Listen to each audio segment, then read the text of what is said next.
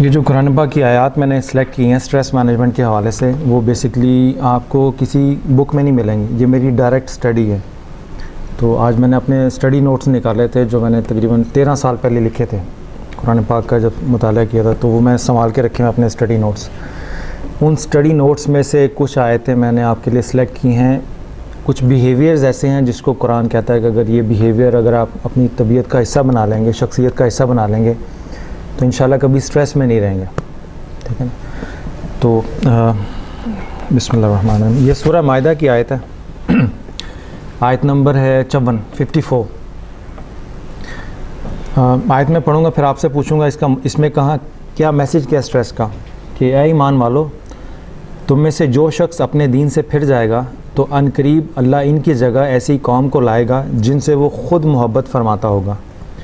اور وہ اس سے محبت کرتے ہوں گے۔ وہ مومنوں پر نرم، اب یہ مومنوں کی صفت ہے کہ جو قوم آئے گی وہ کیسی ہوگی، کہ وہ مومنوں پر نرم اور کافروں پر سخت ہوں گے، اللہ کی راہ میں خوب جہاد کریں گے اور کسی ملامت کرنے والے کی ملامت سے خوفزدہ نہیں ہوں گے۔ یہ انقلابی کردار اللہ کا فضل ہے، جسے چاہتا ہے عطا فرماتا ہے اور اللہ وسعت والا ہے، خوب جاننے والا ہے۔ اب یہ آیت ہے، اب مجھے بتائیں اس میں اسٹریس کا مینجمنٹ آف اسٹریس کیسے ہے؟ جی جی اس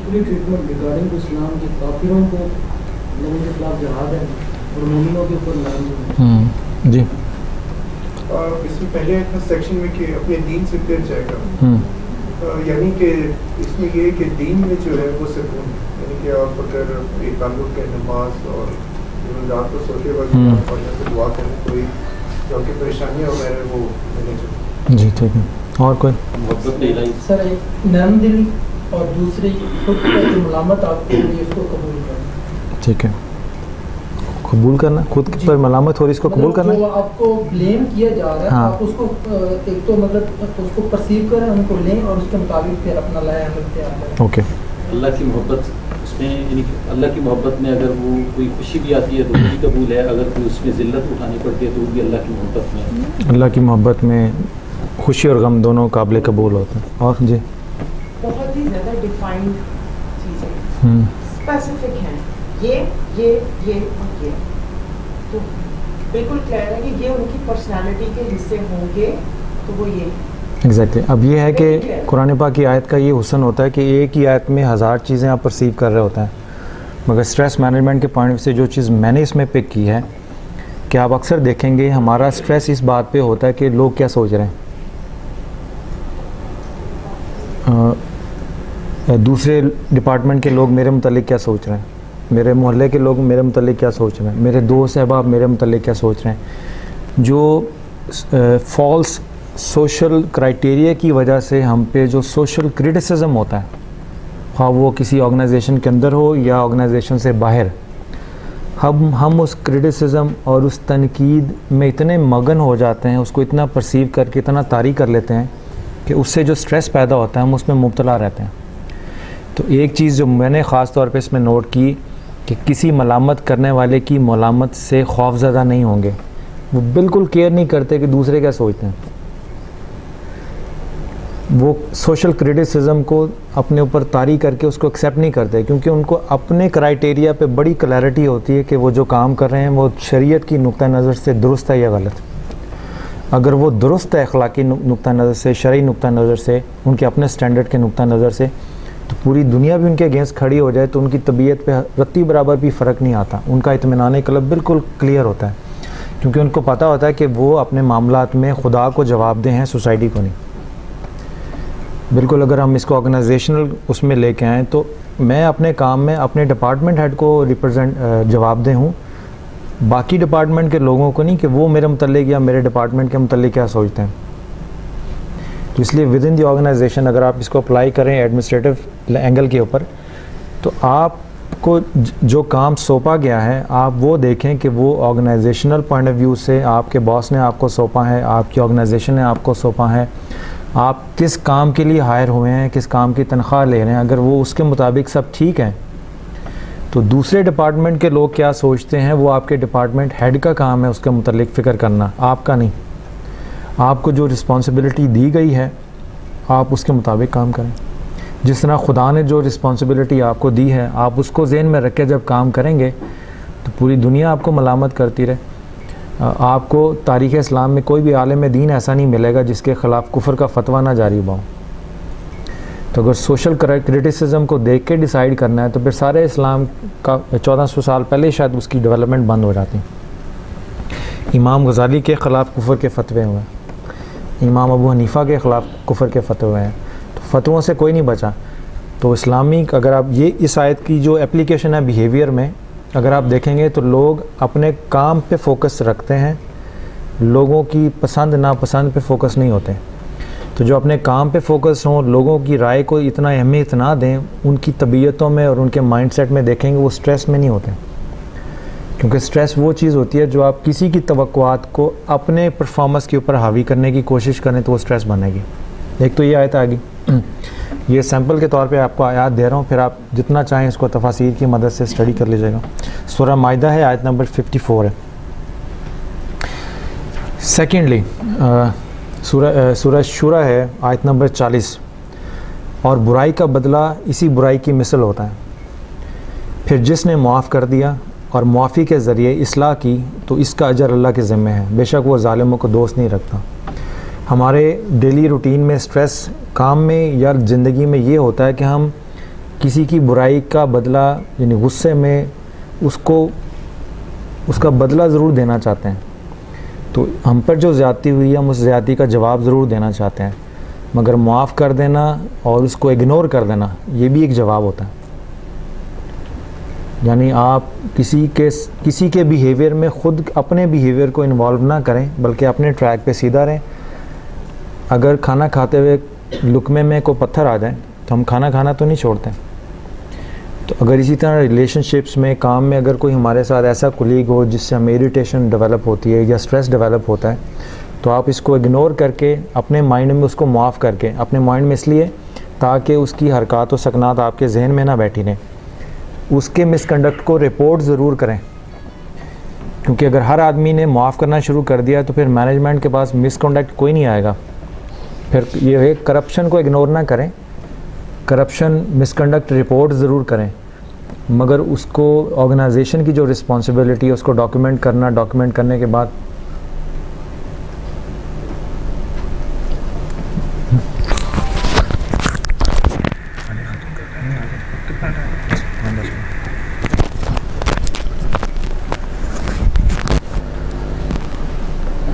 یہ سمجھ آیا آپ کو فلسفہ سارا، کہ جب آپ کسی کے کلیش کے جواب میں اس کے ساتھ اس کے کلیش میں بزی ہو جاتے ہیں تو پھر آپ دونوں ایک لیول پہ اتر آتے ہیں، اور جب آپ کسی کی زیادتی کو کسی کے یہ لائف کے متعلق ہے، آرگنائزیشنل پالیسیز اینڈ پروسیجرز بنی ہوئی ہیں، جب آپ کسی کو برا کام کرتے ہوئے دیکھیں گے جو آپ سمجھتے ہیں کہ ڈپارٹمنٹ کے لیے نقصان دہ ہے، ڈپارٹمنٹ ہیڈ کی عزت کے لیے نقصان دہ ہے، آپ کی آرگنائزیشن کے لیے نقصان دہ ہے، تو آپ اس کو رپورٹ ضرور کریں،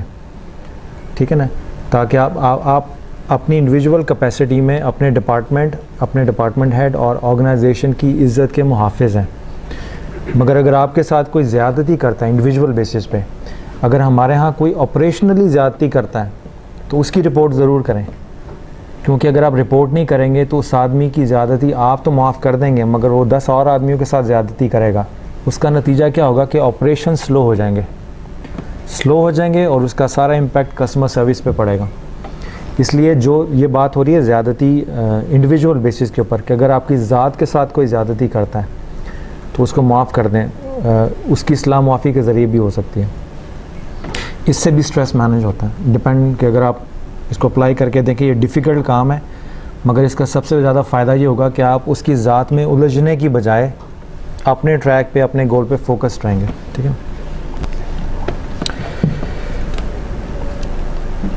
تیسری آیت ہے سورہ شورا کی، آیت نمبر 38 ہے، جو لوگ اپنے رب کا فرمان قبول کرتے ہیں اور نماز قائم رکھتے ہیں اور ان کا فیصلہ باہمی مشورے سے ہوتا ہے، اس مال میں سے جو ہم نے انہیں عطا کیا ہے خرچ کرتے ہیں۔ اس آیت میں سٹریس مینجمنٹ کیسے ہے؟ اس آیت میں یہ ہے کہ اگر آپ نے اپنی لائف میں، اپنے ڈپارٹمنٹ میں اور اپنی آرگنائزیشن میں سٹریس کو ختم کرنا ہے یا کم کرنا ہے تو کوآرڈینیشن ضرور رکھیں ایک دوسرے کے ساتھ، ہمارا اکثر سٹریس یہ ہوتا ہے کہ ہم انڈیویجول ڈیسیجن کرتے ہیں اور اپنے ڈپارٹمنٹ ہیڈ کو بتاتے ہیں یہ بتائے بغیر کہ اگر یہ انڈیویجول ڈیسیجن میں نے اپنے کولیگز کے ساتھ بھی شیئر کیا یا نہیں کیا. اور اگر ڈپارٹمنٹ ہیڈ اس کو اپلائی کرتا ہے تو باقی لوگوں کو چونکہ پتہ نہیں ہوتا یا باقی لوگوں کے پاس وہ ایڈیشنل انفارمیشن ہوتی ہے جو اگر ڈپارٹمنٹ ہیڈ کو مل جائے تو ہو سکتا ہے وہ ڈیسیجن ہی نہ لے. تو اگر آپ نے اپنے ڈپارٹمنٹ میں, اپنی آرگنائزیشن میں, اپنی گھر کی زندگی میں, اپنے دوست احباب کے ساتھ اپنا سٹریس تعلقات میں کم رکھنا ہے یا ختم کرنا ہے تو باہمی مشورے سے فیصلے کیا کریں. یہ ٹیم ورک کے اوپر بھی آیت ہے اور یہ کمیونیکیشن اور کوآرڈینیشن کے اوپر بھی آیت ہے. ٹھیک ہے. سورہ حامیم سجدہ آیت نمبر 34 اور 35. اور نیکی اور بدی برابر نہیں ہو سکتی اور برائی کو برے طریقے سے دور کیا کرو, سو نتیجتاً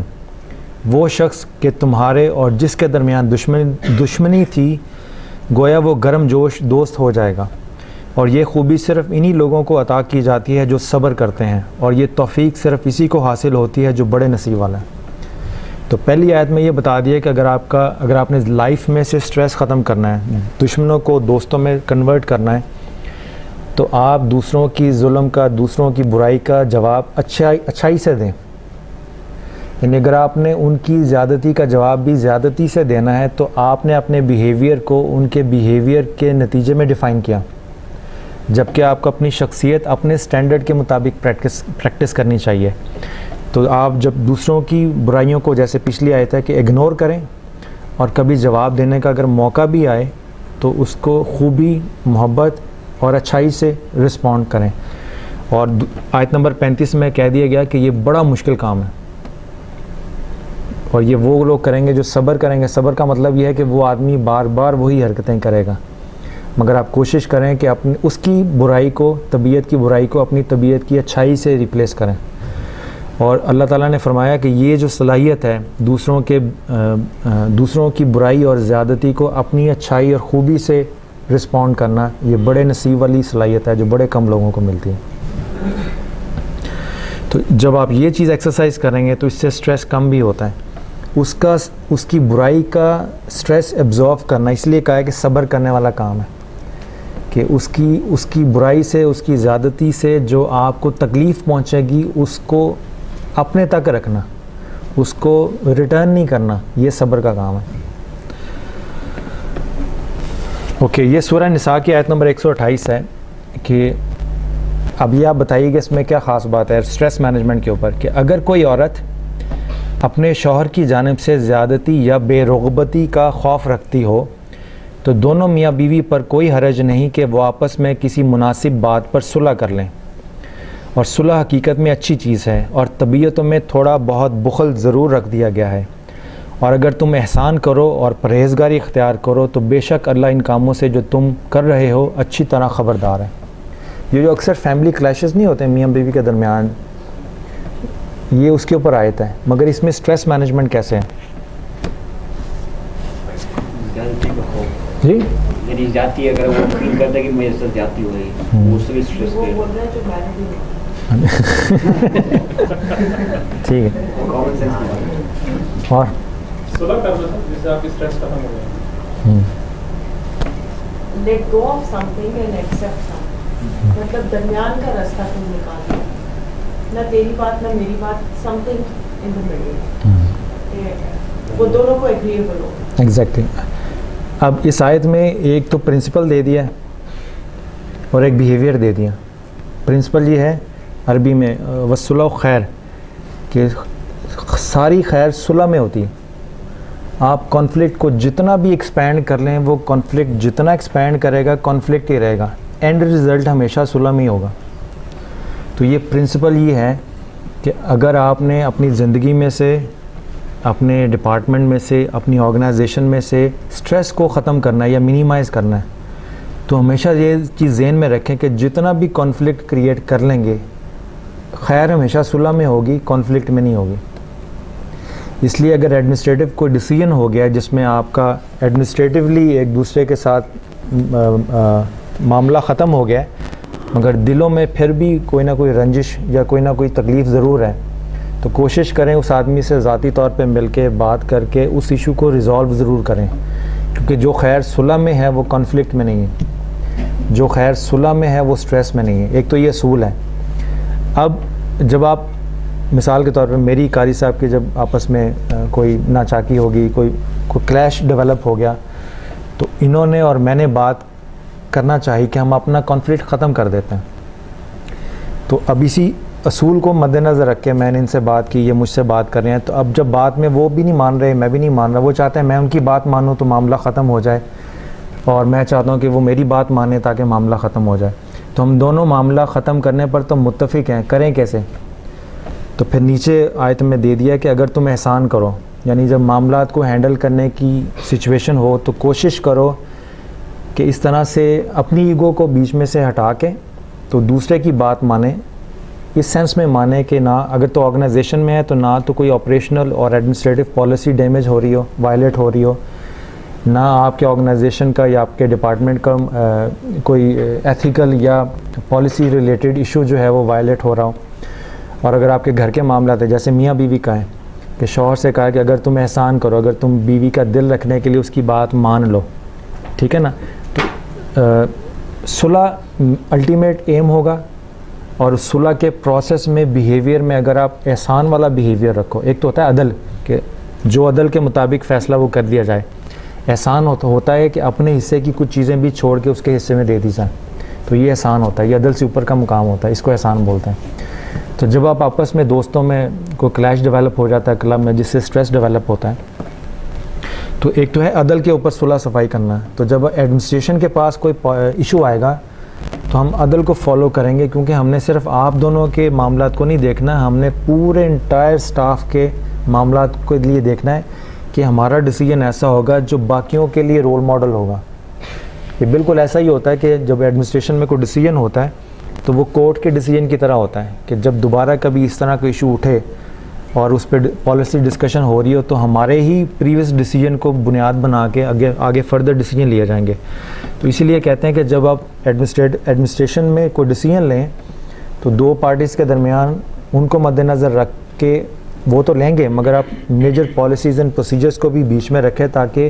انٹائر سٹاف جو ہے آپ کا وہ اس کے اندر اس ڈیسیجن کے اندر کور ہو جائے، تاکہ کسی اور کے درمیان بھی اگر کبھی کوئی کانفلکٹ کلیش ڈیولپ ہو تو آپ اس کو اسی ڈیسیجن کے روشنی میں آگے امپلیمنٹ کر سکتے ہیں. تو اس آیت میں جو مجھے اچھی چیز لگی تھی کہ ایک تو اصول دے دیا زندگی گزارنے کا کہ صلح میں خیر و عافیت ہے. کانفلکٹ کلیش جتنے بھی ڈیولپ ہو جائیں، جو پرابلمس خواہ وہ آپریشنل ہو یا ایڈمنسٹریٹو ہوں، جو صلح کی ساتھ حل ہوتے ہیں وہ کانفلکٹ کے ساتھ ٹیبل پہ نہیں ڈسکس ہو سکتے. اور جب صلح کرنی ہو تو آپ کوشش کریں کہ احسان کا پہلو اور احسان کا مائنڈ سیٹ جو ہے وہ ذہن میں رکھیں. اور یہ آیت بہت مجھے پسند ہے کہ اللہ تعالیٰ نے فرمایا کہ بے شک ہر دشواری کے ساتھ آسانی ہے اور ہر دشواری کے ساتھ آسانی ہے. تو حضور صلی اللہ علیہ وسلم سے فرمایا کہ جب آپ فارغ ہوں تو ذکر اور عبادت میں محنت کریں اور اپنے رب کی طرف راغب ہو جایا کریں. مراد یہ ہے کہ جب بھی سٹریس زندگی میں کبھی آپ کا آتا ہے تو اس کو اللہ تعالیٰ کی طرف سے نعمت اس طرح سے سمجھیں کہ آپ سٹریس کو یوں سمجھ لیں کہ وہ جو پریشانی ہے آپ کی، خواہ وہ دفتر میں ہے یا گھر میں ہے، وہ پریشانی ایک لبادہ ہے، اور اس لبادے کے اندر ایک چھوٹی سی نعمت اللہ تعالیٰ نے بھیجی ہے. کیونکہ بزرگ فرماتے ہیں اور حدیث میں بھی ہے کہ اللہ تعالیٰ کبھی کسی پہ ظلم نہیں کرتا. وہ پریشانی بھی بھیجے گا تو اس کے ساتھ دو نعمتیں بھیجے گا تاکہ آپ کو جو تکلیف ہوئی ہے اس کی ریپلیسمنٹ اللہ تعالیٰ ساتھ آپ کو وہ بھی دے دیں. تو اگر آپ کی نظر پریشانی پہ رہے گی تو آپ اس کے ساتھ جو نعمت اٹیچ ہے اس کو نہیں دیکھیں گے، شکر نہیں کریں گے، تو پھر مولانا روم کہتے ہیں کہ پریشانی آپ کے پاس رہے گی کیونکہ وہ آپ نے توجہ اس پہ کی، نعمت واپس چلے جائے گی کیونکہ اس کو آگے سے ریسیو کرنے والا ہی کوئی نہیں ملا. تو جب پریشانی آتی ہے تو اس کو پازیٹیو مائنڈ سیٹ کے ساتھ آپ ریسیو کریں، اس کو انالائز کریں اور اس انالیسس پروسیس میں دیکھیں کہ میرے لیے اس میں اپرچونٹی کیا ہے. جیسے گیلانی صاحب بیٹھے، گیلانی صاحب کا ہمارا ٹرانسفر ہوا تھا FNB سے، تو انہوں نے خود سے اس کو جب میری ڈسکشن ہوئی تو پہلے ان کے ذہن میں یہ خیال آیا کہ میرے لیے پریشانی ہے. تو ہم نے کہا کہ آپ بیٹھ کے اس کو دیکھیں، اسٹڈی کریں، انالائز کریں. جب انہوں نے انالیسس کیا اس کا تو ان کو یہ سمجھ آئی کہ جس کو میں پریشانی سمجھ رہا ہوں یہ میرے لیے رحمت کا باعث بن گئی ہے. اور اگر اب آپ ان کو دیکھیں تو وہ زیادہ بہتر پوزیشن میں ہے کہ ایف این بی کو بھی اسسٹ کر سکیں اور ایڈمنسٹریشن کو بھی اسسٹ کر سکیں. وہ پہلے سے بہتر رول میں ہے جہاں پہ وہ دونوں ڈپارٹمنٹ کے ساتھ اٹیچ ہیں. تو اسی طرح بعض کا جب ایڈمنسٹریٹو ڈیسیجنز ہوتے ہیں تو ان ڈیسیجنز میں جو آپ سمجھتے ہیں کہ آپ کو تکلیف پہنچی ہے, آپ اگر اس تکلیف کا انالیسس کریں تو ہو سکتا ہے اس تکلیف کے ساتھ جو نعمتیں اٹیچ ہیں وہ آپ اگنور کر رہے ہوں. اسی طرح گھر کے معاملات ہیں, دوست احباب کے معاملات ہیں. زندگی میں جب بھی پریشانی انالیسس کریں, آپ ہمیشہ یہ ڈھونڈیں کہ اس پریشانی کے ساتھ جو مجھے میری زندگی میں نازل ہوئی ہے, وہ پریشانی آپ کی کسی نہ کسی لیک آف اٹینشن کا ہی نتیجہ ہوتی ہے, بٹ اس پریشانی کے ساتھ جو نعمتیں چھپی ہوتی ہیں, تو پریشانی اس لیے نمایاں ہوتی ہیں کہ ان نعمتوں کو نظر نہ لگے, مگر وہ اس لیے نہیں نعمتیں چھپی ہوتی ہیں کہ آپ بھی ان کو چھپا کے رکھیں. تو اس آیت میں جو مجھے اچھی چیز لگتی ہے, شیخ عبد القادر جیلانی کا ایک قول ہے, وہ کہتے ہیں کہ مجھے زندگی میں جب بھی کبھی کوئی پریشانی ہوئی ہے, اسٹریس ہوا ہے, تو میں اس آیت کو پڑھ لیتا ہوں کہ ہر دشواری کے ساتھ آسانی ہے. یعنی ہر پرابلم کے ساتھ ایک سلوشن بھی اٹیچ ہے. پرابلم آپ نے انڈیکیٹ کر لی مگر سلوشن نہیں آپ دیکھ رہے ہیں. ہر نعمت کے ہر بیماری کے ساتھ شفا بھی اٹیچ ہے. ہر پریشانی کے ساتھ راحت اور سکون بھی اٹیچ ہے. تو اس آیت نے یہ ڈیفائن کر دیا کہ اگر کبھی زندگی میں پریشانی ہو تو یہ مت سمجھیں کہ صرف پریشانی آئی ہے, اس کے ساتھ نعمت بھی اٹیچ ہے. پرابلم ہمارا یہ ہوتا ہے کہ ہم نے پریشانی پہ اتنا فوکس کیا ہوتا ہے کہ نعمت سے نظر ہی نہیں ہماری پڑتی کے ساتھ. تو آپ نظر نعمت پہ رکھیں تاکہ شکر ہو اللہ کا کہ اللہ تعالیٰ نے اس چھوٹی پریشانی کو مجھ پہ نازل کر کے مجھے کسی بڑی پریشانی سے بچا لیا. جیسے وہی صاحب کا ایکسیڈنٹ ہوا تھا, یاد ہوگا آپ کو, ہاسپٹل میں بھی تھے, تو وہ تکلیف میں بھی تھے, مگر ہم نے بھی جب ان سے بات کی تو وہ ان کو بھی یعنی احساس فوراً ہو گیا. وہ شکر کیا اللہ تعالیٰ کا کہ اس چھوٹی پریشانی سے اللہ تعالیٰ نے کسی بہت بڑی ایسی پریشانی سے بچا لیا ہے جو شاید بعد میں مستقل ساری عمر کے لیے معذوری کا سبب بنتی. تو اس لیے یہ آیت بھی ہے جس سے اسٹریس مینجمنٹ کے حوالے سے ڈسکشن ہے. اور پھر یہ عقیدہ تقدیر ہے آپ کا. اگر کبھی کوئی ریزن نہ ملے سوچنے کا, ساری چیزیں جواب دے جائیں, تو پھر یہ آخری آیت ہے, اور وہ یہ ہے کہ اللہ تعالیٰ فرماتے ہیں, اب اللہ تعالیٰ فرما رہے ہیں کہ کافروں کا کیا سلیقہ اور کردار ہے کہ جب حضور صلی اللہ علیہ وسلم کو کوئی بھلائی یا آسائش پہنچتی ہے یا مسلمانوں کو, تو کافروں کو بہت برا لگتا ہے. اور اگر حضور صلی اللہ علیہ وسلم کو کوئی مصیبت یا تکلیف پہنچتی ہے یا مسلمانوں کو کوئی تکلیف پہنچتی ہے, تو کافر کہتے ہیں کہ ہم نے تو پہلے ہی اپنے کام میں احتیاط کر لی تھی, اس لیے ہم اس مصیبت سے محفوظ رہے ہیں. اور پھر خوشیاں مناتے ہیں کہ مسلمان مصیبت میں پڑ گئے.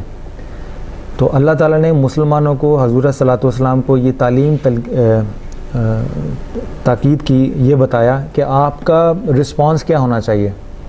ایسی سچویشنز میں, کہ اے حبیب آپ فرما دیجئے کہ ہمیں ہرگز کچھ نہیں پہنچے گا مگر وہی جو اللہ نے ہمارے لیے لکھ دیا ہے. جو ہمارے نصیب میں مصیبت لکھ دی ہے وہ ہم تک ضرور پہنچے گی, اور جو نعمت ہمارے نصیب میں لکھ دی ہے اللہ تعالیٰ وہ ہم تک ضرور پہنچے گی. یعنی اگر بعض کا کوئی ریزن سمجھ میں نہ بھی آئے اسٹریس کا, خواہ وہ دفتر میں ہے یا گھر میں ہے, تو ہمیشہ یہ ذہن میں رکھیں کہ یہ آپ کے نصیب میں تھی, مگر اللہ تعالیٰ نے کبھی ایسا نصیب نہیں لکھا کہ اس میں صرف تکلیف ہی ہو. جیسے میں نے کہا کہ اللہ تعالیٰ اگر کوئی پریشانی بھیجتے ہیں تو اس میں بھی راحت کا لانگ ٹرم بیسس کے اوپر فائدے کا کوئی نہ کوئی پہلو ضرور ہوتا ہے. تو اس لیے عقیدہ تقدیر بعض کا ایسا ہوتا ہے کہ انسان جب بالکل نا امید مایوس ہو جائے, اس کو کوئی بھی ریزن نہ ملے اپنی پرابلم کو سالو کر کے انالائز کرنے کا, جب ساری فیکلٹیز اس کے جواب دے جائیں, تو پھر یہ آخری عقیدہ ہے جو انسان کو مایوسی اور پریشانی سے بچاتا ہے کہ اللہ تعالیٰ کی اس میں کوئی نہ کوئی بہتری ہوگی. بس یہ ایک جملہ ہوتا ہے. تو مسلمان کی شان یہ ہے کہ وہ جب یہ کہتا ہے کہ اللہ تعالیٰ کی اس میں کوئی نہ کوئی بہتری ہوگی, یہ عقیدہ ایسا ہے کہ پورے مذاہب میں جتنے بھی مذہب ہیں اس وقت, صرف اسلام میں یہ عقیدہ ہے. تو اگر آپ اسلامی تاریخ کا بھی جائزہ لیں, مسلمانوں کا بھی جائزہ لیں کہ جب بھی زوال میں گئے ہیں, پرابلمز میں گئے ہیں, تو اللہ تعالیٰ کی اس میں کوئی نہ کوئی بہتری یا حکمت ہوگی جو میرے لیے اللہ تعالیٰ نے یہ مصیبت یا تکلیف بھیجی ہے. تو صرف اس عقیدے کی بیسس پہ وہ سٹریس سے نکل کے دوبارہ پازیٹیو ایکشن کے اوپر آ گئے. تو اللہ تعالیٰ یعنی اس پوائنٹ آف ویو سے بھی آپ یہ دیکھ سکتے ہیں. اور یہ پھر ٹوٹل آپ کا جو لائف سٹائل ہے اس میں اللہ تعالیٰ نے آپ کو تربیت آپ کی یہ کی ہے. سورہ نساء کی آیت نمبر 79 ہے کہ انسان اپنی تربیت یوں کر کہ جب تجھے کوئی بھلائی پہنچے تو سمجھ کہ وہ اللہ تعالیٰ کی طرف سے ہے. یعنی یہ نہ سمجھو کہ میرا پلان آف ایکشن بڑا اچھا تھا تو میں کامیاب ہو گیا. اگر آپ کا پلان آف ایکشن اچھا تھا تو وہ توفیق بھی اللہ تعالیٰ نے آپ کو دی تھی. تو جب دھیان اللہ تعالیٰ کی طرف رہے گا تو پھر ان سچویشن میں جب آپ کو سمجھ نہیں آئے گی کہ آپ نے کرنا کیا ہے, تو چونکہ دھیان بھی اللہ تعالیٰ کی طرف ہوگا تو کئی معاملات میں آپ سٹریس سے بھی بچ جائیں گے, کیونکہ پھر آپ کا کانفیڈنس لیول ہائر اتھارٹی کی طرف ہوگا. اور جب تجھے کوئی برائی پہنچے تو یہ سمجھ کہ وہ تیری اپنی طرف سے ہے, یعنی اپنی خرابی نفس کی طرف سے, یا خراب پلان آف ایکشن کی وجہ سے ہے, یا آپ اپنے ڈیلی روٹین ایکٹیویٹیز میں دیکھیں کہ کیا پرابلم ہے. آپ دیکھیں آپ کی جاب ڈسکرپشن کلیئر نہیں ہے جس کی وجہ سے آپ کو یہ پرابلم آیا ہے. کیونکہ خرابی کو اپنی طرف اس لیے منسوب کرنا ہے کہ یہ بھی ڈیولپمنٹ ایک طریقہ ہے. آپ اپنے ڈپارٹمنٹ کو بلیم کریں, آپ اپنی آرگنائزیشن کو بلیم کریں, آپ اپنی آرگنائزیشن کے پالیسیز اینڈ پروسیجرز کو بلیم کریں, آپ اپنے ہیڈ آف دی آرگنائزیشن کو بلیم کریں, تو بلیم کرنے سے پریشانی ختم نہیں ہوگی. آپ ذہنی طور پر اپنے آپ کو مطمئن کر رہے ہیں کہ اگر یہ مصیبت مجھ پہ نازل ہوئی ہے تو اس میں میرا کوئی قصور نہیں ہے. جب آپ اپنے آپ کو اس پروسیس میں سے نکال لیتے ہیں تو اس کا مطلب یہ ہے کہ یہ پرابلم جب دوبارہ آئے گی تو آپ پھر بھی کسی نہ کسی کو تلاش کریں گے. اگر آپ اس آرگنائزیشن کو چھوڑ دیتے ہیں تو کسی دوسری آرگنائزیشن میں جب آپ جائیں گے تو وہاں بھی اپنے باس اور ڈپارٹمنٹ ہیڈ کے ساتھ وہی سلوک کریں گے جو آپ نے یہاں کیا تھا. تو اس لیے اللہ تعالیٰ فرما رہے ہیں کہ جب آپ کے اوپر کوئی پریشانی, کوئی سٹریس, کوئی مصیبت نازل ہو تو اپنی طرف دھیان کریں کہ آپ کی شخصیت میں, تربیت میں وہ کون سا ایسا پہلو ہے جو ڈیولپمنٹ چاہتا ہے, جو توجہ چاہتا ہے. جب آپ اپنی طرف دھیان کریں گے تو پھر آپ کو پتہ چلے گا کہ ہو سکتا ہے یہ میری شخصیت کا پہلو ہے جس میں مجھے اپنے ڈپارٹمنٹ ہیڈ سے بات کرنی ہے, اپنی ٹریننگ نیڈز آئیڈینٹیفائی کرنی ہے, مجھے ان ایریاز پہ ٹریننگ کرنی ہے, تاکہ دوبارہ اگر یہ مصیبت آئے, پہلی بات تو یہ کہ دوبارہ یہ مصیبت ڈیولپ ہونے کی نوبت نہ پیدا ہو. اور اگر خدا نہ خواستہ دوبارہ یہ پھر پیدا ہو تو پھر مجھے اس کو ہینڈل کرنے کا طریقہ چاہیے ہوگا. مگر وہ ساری چیزیں تبھی پاسبل ہیں جب آپ چیزوں کی رسپانسبلٹی آن کرنی شروع کریں. جب تک آپ سینس آف رسپانسبلٹی اڈاپٹ نہیں کریں گے آپ ہمیشہ اسٹیٹ آف سٹریس میں رہیں گے. اور یہ حضور صلی اللہ علیہ وسلم کا ایک حدیث آخری لاسٹ سلائیڈ ہے, اور یہ حضور صلی اللہ علیہ وسلم نے ایک بیہیویئر آئیڈینٹیفائی کر دیا کہ صحابہ کرام سے فرمایا, حضور صلی اللہ علیہ وسلم نے فرمایا کہ اپنے ماں باپ کو گالی دینا کبیرہ گناہوں میں سے ہے. تو صحابہ کرام نے پوچھا یا رسول اللہ کیا کوئی اپنے ماں باپ کو گالی دے سکتا ہے؟ تو آپ نے فرمایا ہاں, ایک شخص کسی کے باپ کو گالی دیتا ہے تو وہ جواب میں اس کے باپ کو گالی دیتا ہے, اور ایک شخص کسی کی ماں کو گالی دیتا ہے تو وہ جواب میں اس کی ماں کو گالی دیتا ہے. اس میں ایڈمنسٹریٹو پرنسپل یہ ہے کہ اگر آپ چاہتے ہیں کہ آن جاب آپ کے کلیش کم سے کم ہو, آپ کے کانفلکٹ کم سے کم ہو, اور آپ کا سٹریس لیول بالکل ڈیولپ نہ ہو یا بالکل ختم ہو جائے, تو اس کا بہترین طریقہ یہ ہے کہ آپ دوسروں کو تنگ کرنا چھوڑ دیں. دوسروں کے کام میں, جیسے وہی صاحب نے کہا, انٹرفیئرنس کرنا چھوڑ دیں. آفس پولیٹکس سے جان چھڑائیں. اپنے کام میں اور اپنی پرفارمنس پہ توجہ دیں. دوسرے کیا کہتے ہیں وہ ان کا کام ہے. جب دوسرے آپ کے متعلق غلط پرسیپشن پھیلا رہے ہوں گے یا آپ کے متعلق غلط امپریشن مینجمنٹ کو کمیونیکیٹ کرنے کی کوشش کر رہے ہوں گے, تو آپ یہ دیکھیے وہ اپنے کام کو چھوڑ کے آپ میں بیزی ہیں. تو جب ان کی پرفارمنس اپریزل ہوگی تو ان کے کام کی نالائکی ایکسپوز ہو جائے گی. مگر اگر آپ جواب میں ان کے کام میں بیزی ہوں گے تو پھر آپ میں اور ان میں فرق کوئی نہیں ہوگا. تو وہی بات قرآن پاک کی کہ سوشل کریٹیسزم کا خواہ وہ ڈپارٹمنٹ لیول پہ ہو, آرگنائزیشن لیول پہ ہو یا سوشل لیول پہ ہو, اس میں اپنے آپ کو انوالو مت کریں. اپنے کیریئر گولز کلیئرٹی کے ساتھ ڈیفائن کریں اور اپنی پرفارمنس پہ دھیان کریں. آپ دیکھیے گا اکثر سٹریس جیسے انہوں نے کہا اعظم صاحب نے کہ ملک کے حالات کیسے ہیں اور یہ وہ کہیں, جب آپ کو ملک کی ذمہ داری دے دی جائے گی پھر آپ جواب دہ بھی ہوں گے. مگر روز قیامت میں نہیں سمجھتا کہ ایز اے سٹیزن آپ ملک کے حالات کے جواب دہ ہوں گے. قیامت کو آپ اپنی زندگی کے متعلق جواب دہ ہوں گے. تو آپ جی آپ اپنی شخصیت کے سوشل پہلو سے متعلق جواب دہ ہوں گے. مگر لوڈ شیڈنگ کیوں ہو رہی ہے, مہنگائی کیوں بڑھ رہی ہے, وہ آپ کا ایشو نہیں ہے. آپ کا ایشو اپنا گھر, اپنی فیملی, اپنی شخصیت, اپنے دوست احباب, آپ کا کلب, آپ کا ڈپارٹمنٹ ہیڈ, یہ ساری چیزیں مل کے ایک ہوتا ہے ایریا آف کنسرن اور ایک ہوتا ہے ایریا آف انفلوئنس. ہم اپنے ایریا آف انفلوئنس کو چھوڑ کے ایریا آف کنسرن میں رہتے ہیں. جو ہمارے ایشوز نہیں بھی ہیں ہم ان میں بھی پریشان رہتے ہیں. تو جو اس لیے کہا نثار صاحب نے کہ ٹی وی دیکھنا بند کر دیں اور کوشش کریں کہ فوکس رہیں اپنی پرفارمنس پہ, اپنی لائف پہ. اور ٹی وی دیکھنا بند نہ کریں, ٹام اینڈ جیری دیکھیں. ہاں جی بالکل. تو یہ